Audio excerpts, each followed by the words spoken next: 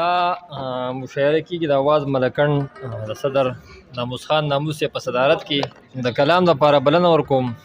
اقبال سجید ادا صاحب ته چې خپل کلام زموږ سره شریکي. اقبال سجید ادا صاحب زه یاره یو دوه درې شعرونه ویم که نه او بیا به یو نظم ووایم او ما په ځان باندې لیکلی دی ښه او ما یاره دا ملګري به راباندې یا لیکي یا به نه لیکي. که فتوه پرې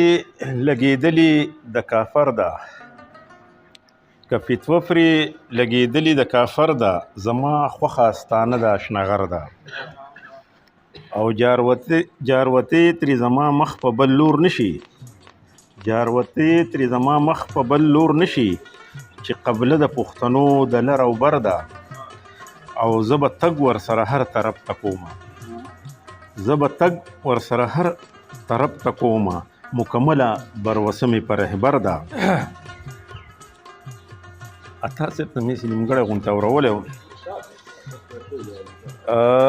نه پکې معیار شته نه سرنګ نه معیاري ده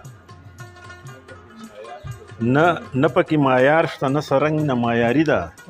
ادا صدا ته څنګ کړي بې خونده شاعري ده ستایلی باچا خان دی په قدم قدم بلها دی دا ستا په نظریه کې شامل دا رنګ لا د چا دی د قام په غم کې جاړې ګریوان لون په اوښکو ستا دی تړلی په رهبر پسې د پوخ نیت ته وفا دی د دې خاورې په ننګ باندې د ننګ کړی رښتیا دی د حق وینا کوي که بدګمان خلق پتا دی د عدم تشدد سره په ښه دې جوړ یاري ده او دا صدا تا څه کړې بې خونده شاعري ده ټپې د انقلاب کوي روانې مخکې یون کړي د ستر بابا په شان فکر مدام د خپل پښتون کړي پرچار د محبت په هر قدم د یو تړون کړي روانې خپل مرام ته تک فلار د زړه چاودون کړي ولس بیداروي ورته خبرې د بدلون کړي پروانه د قدغن لري نه فکر د قانون کړي رګ رګ کې ستا ښکلي د پخوانه سربازي ده ادا صدا تا څنګ کړې بې خونده شاعري ده تکسر بې رغ د خوښتې په رښتیا باچا خانې تکسر بې رغ د خوښتې په رښتیا باچا خانې یو سوچ ته نوي ژوند لري منزل ته ورنږدې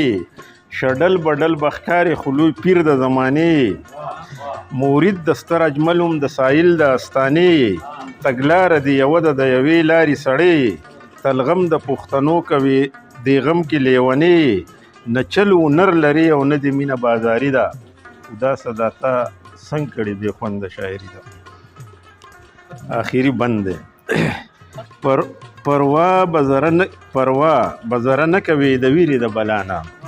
راوړې به ګلاندامه د کویکاپ د تورابانه ګټې به وسایل خپل د دې وخت پهلوانه پښتون به خبروي د دې قابضو د داستانه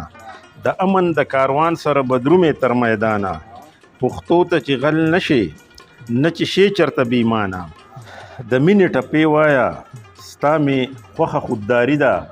د مینې ټپې وایه ستا مې خوښه خودداري ده او دا صدا تا څنګ کړې بې خونده شاعري ده. ډېره مننه.